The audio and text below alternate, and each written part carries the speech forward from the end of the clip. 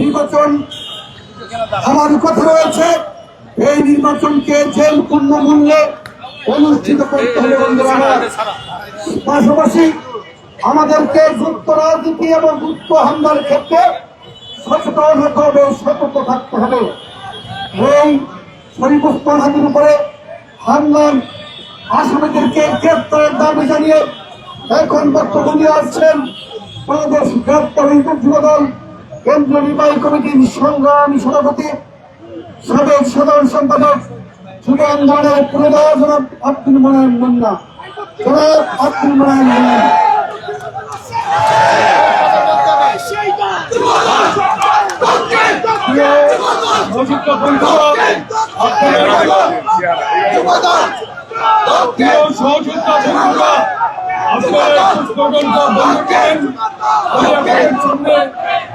কথা বলতে চাই। আজকে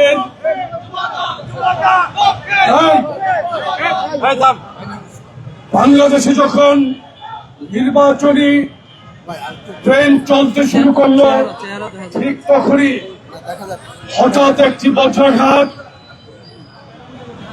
জুলাই আন্দোলনের অত্যন্ত পরিচিত মুখ ইনকলাব মঞ্চের মুখপাত্র শরীফ ওসমান হাদিকে হত্যা চেষ্টা, এটা কিন্তু অনেক পুরনো ষড়যন্ত্রের একটি জাল মনে হচ্ছে। প্রিয় সাংবাদিক বন্ধুরা, দীর্ঘ 1.5 যুগ বাংলাদেশে একমাত্র বিএনপি এবং তার সর্ববৃহৎ অঙ্গ সংগঠন জাতীয়তাবাদী যুবদল ও অন্যান্য অঙ্গ সংগঠন রাজপথে থেকেই মঈনুদ্দিন ফখরুদ্দিনের দেশ বিক্রির ষড়যন্ত্রের প্রতিবাদ এবং ফ্যাসিস্ট হাসিনা বিরোধী আন্দোলনে সার্বক্ষণিক মাঠে ছিল। তারই ধারাবাহিকতায় যখন জুলাই গণঅভ্যুত্থান সংগঠিত হল, বিএনপির ভারপ্রাপ্ত চেয়ারম্যান জনাব তারেক রহমান উনি প্রত্যেকটি গণতান্ত্রিক দলকে জুলাই আন্দোলনে মাঠে থাকার জন্য আহ্বান জানিয়েছিলেন এবং একটি পর্যায়ে উনি শেখ হাসিনার পদত্যাগের দাবিতে এক দফা দিয়েছিলেন। আপনাদের নিশ্চয়ই মনে আছে, জুলাই আন্দোলন সফল হওয়ার পরে বিএনপি কিন্তু এটার একক দাবিদার কোনদিন হয় নাই, হওয়ার চেষ্টা করে নাই। বিএনপি কিন্তু সর্বক্ষণ জনগণকে এই কৃতিত্ব দিয়ে সাধারণ ছাত্র জনতাকে এটার কৃতিত্ব দিয়েছিল। আজকের এই তাৎক্ষণিক প্রতিবাদ মিছিল উপস্থিত আছেন বাংলাদেশ জাতীয়তাবাদী যুবদলের সংগ্রামী সাধারণ সম্পাদক, এই যে ঢাকা বিশ্ববিদ্যালয় থেকে বেড়ে ওঠা মেধাবী নেতৃত্ব সাবেক ছাত্রতা নুর ইসলাম নয়ন, উপস্থিত আছেন ঢাকা মহানগর দক্ষিণ যুবদলের সংগ্রামী আহ্বায়ক খন্দকার এনামুল হক, ঢাকা মহানগর উত্তর যুবদলের সংগ্রামী আহ্বায়ক শরীফুদ্দিন জুয়েল, ঢাকা মহানগর দক্ষিণ যুবদলের সংগ্রামী সদস্য সচিব রবুল ইসলাম নয়ন, ঢাকা মহানগর উত্তর যুবদলের সংগ্রামী সদস্য সচিব সাজ্জাদুল মিরাজ, সাবেক ছাত্রনেতা যুবদল কেন্দ্রীয় সাংগঠনিক সম্পাদক কামরুজ্জামান জুয়েল সহ উপস্থিত নেতৃবৃন্দ, আমি আপনাদেরকে একটি কথা স্মরণ করিয়ে দিতে চাই। বাংলাদেশের নির্বাচনী ট্রেন যখন চলতে শুরু করল, তখন ষড়যন্ত্র এবং বারুদের গন্ধ কিন্তু একাকার হয়ে গেল। আমরা কি এই বাংলাদেশ চেয়েছিলাম? আমরা তো এই বাংলাদেশ চাই নাই। জনাব তারেক রহমান বলেছিলেন, পরাজিতরা যদি বিজয়ীদের হাতে নিরাপদ থাকে, সেটাই বিজয়ের আনন্দ।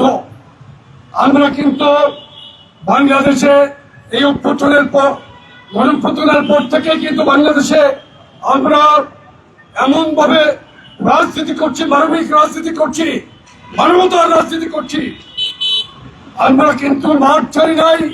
এই যে সন্ত্রাসের বিরুদ্ধে কিন্তু যুবদল রাজপথে থেকে মোকাবেলা করবে। রাজনীতিকে আমরা, অপরাজনীতিকে আমরা সংগ্রামের রাজনীতি দিয়ে মোকাবেলা করব। 3 দুপুরে একজন সংসদ সদস্য প্রার্থীর উপর হামলা হলো, দিনের রাতে আমি পুলিশ প্রশাসনের কাছে এটার জবাব চাই। এই হাজির হত্যাচেষ্টার এই অপচেষ্টাকে পুলিশ প্রশাসনের সর্বোচ্চ পদে যিনি আছেন, আমি আইজিপি কাছে এটার ব্যাখ্যা চাই। এখনো পর্যন্ত কেন একটি আসামিও গ্রেফতার করতে পারলেন না আপনি? এই পদে থাকার সম্পূর্ণ অধিকার আপনি হারিয়ে ফেলেছেন। আগামী 24 ঘন্টার মধ্যে অবিলম্বে এই হত্যা চেষ্টাকারীদের গ্রেফতার করতে হবে। আর একটি কথা বলতে চাই, যারা এতদিন গুপ্ত রাজনীতি করেছে তারা এখন গুপ্ত সন্ত্রাস, আওয়ামী সন্ত্রাস একাকার হয়ে গেছে। ঢাকা মেডিকেল কলেজে ঢাকা নির্বাচনী আসন থেকে বিএনপি মনোনীত প্রার্থী যিনি একজন বর্ষিয়ান জননেতা মির্জা আব্বাস, উনি যখন ঢাকা মেডিকেলে ওসমান হাদিকে দেখতে গেল, ওই গুপ্তরা আবারও মব সৃষ্টির চেষ্টা করলো। আমরা কি এই বাংলাদেশ চেয়েছিলাম? মুরব্বীদের সাথে এই বেয়াদবি আমরা কি এই বাংলাদেশ চেয়েছিলাম? আমরা তো বিরোধী দলের কোন মুরব্বী নেতাদের সাথে এই ধরনের আচরণ করি না, কারণ আমাদের দল আমাদেরকে এই শিক্ষা দেয় নাই।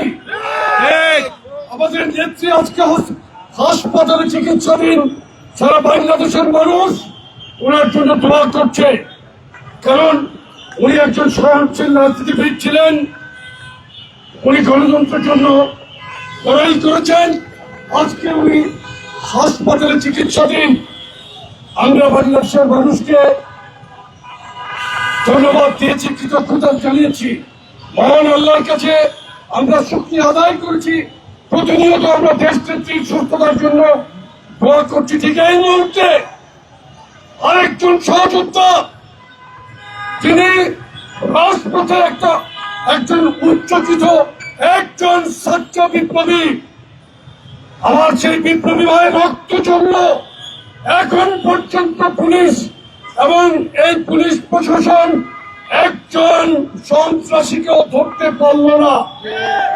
আজকে আমি মনে করি সকল রাজনীতিবিদ অরক্ষিত হয়ে গেছে। কিছুদিন পূর্বে মিরপুরে আমাদের যুবদলের একজন নেতাকে হত্যা করা হলো, পল্লবীতে গোলাম কিবরিয়াকে। আরো কে কখন বুলেটের তার কেটে আছে আমরা কেউ জানি না। আমরা এমন বাংলাদেশ চাই না। আমরা চাই এই আমাদের আরেক সংসদ সদস্য প্রার্থীকে চট্টগ্রামে করা হয়েছিল এরশাদুল্লাহকে। আমরা সকল হত্যার অপচেষ্টাকারীদের অবিলম্বে গ্রেফতারের দাবি জানাই। আমরা আর কোন রক্তপাত দেখতে চাই না। আমরা গুপ্ত রাজনীতি করে নাই, সারা জীবন আমরা জনসাধারণের সাথে মিশে রাজনীতি করেছি, জেল কেটেছি, অত্যাচারিত হয়েছি, পরিবার নিয়ে পালিয়েছি, তারপরও রাজপথ চালি নাই।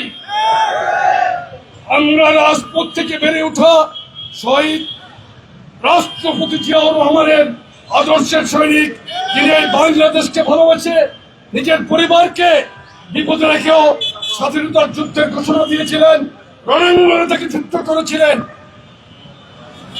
আমরা দায়িত্বহীন ভাষায় বলতে চাই, কোন গুপ্ত ঘাতক গুপ্ত সন্ত্রাসীরা বাংলাদেশের নির্বাচনকে বন্ধ করতে পারবে না। নির্বাচনকে বিলম্বিত করার অপচেষ্টা করেছিল। প্রধান উপদেষ্টার দৃঢ় পদক্ষেপে নির্বাচনী মাঠে যখন সমস্ত দল নেমেছে, সেই একই গ্রুপ, সেই একই দল যারা বিভিন্ন অজুহাতে নির্বাচন বানচাল করতে চেয়েছিল, তাদের গায়ে যখন জ্বালা ধরে গেছে, তারাই এই সমস্ত গুপ্ত সন্ত্রাসের সাথে জড়িত। আওয়ামী লীগের গুন্ডারা, তাদেরকে হুঁশিয়ার করে দিতে চাই, এই বাংলাদেশের মাটিতে তোমাদের ঠাঁই নাই। তোমাদের সাথে যারা আঘাত করবে তাদেরও কোনো এই বাংলাদেশের মাটিতে ঠাঁই হবে না। আমরা রাজপথে থেকেই সকল অন্যায়কে প্রতিরোধ করব। আগামীকাল নয়াপল্টন থেকে আমাদের প্রতিবাদ মিছিল শুরু হবে বেলা 1টায়। আপনারা সকলে আগামীকালের সর্বোচ্চ প্রস্তুতি নিন। পাড়ায় মহল্লায় সজাগ দৃষ্টি রাখবেন। কোন গুপ্ত সন্ত্রাসীদের কোনো ঠাঁই বাংলার মাটিতে হবে না। সকলকে ধন্যবাদ জানিয়ে অবিলম্বে শরীফ ওসমান হাদির হত্যা চেষ্টাকারীদের গ্রেফতারের দাবিতে আমরা আমাদের আজকের এই কর্মসূচি শেষ করলাম। সকলকে ধন্যবাদ। প্রিয় সাংবাদিক ভাইদের মাধ্যমে সকল মিডিয়ার ভাইদের প্রতি আমাদের এই বার্তা, রাজনৈতিক বার্তা পৌঁছে দেওয়ার আহ্বান জানিয়ে বক্তব্য শেষ করছি। সকলকে ধন্যবাদ।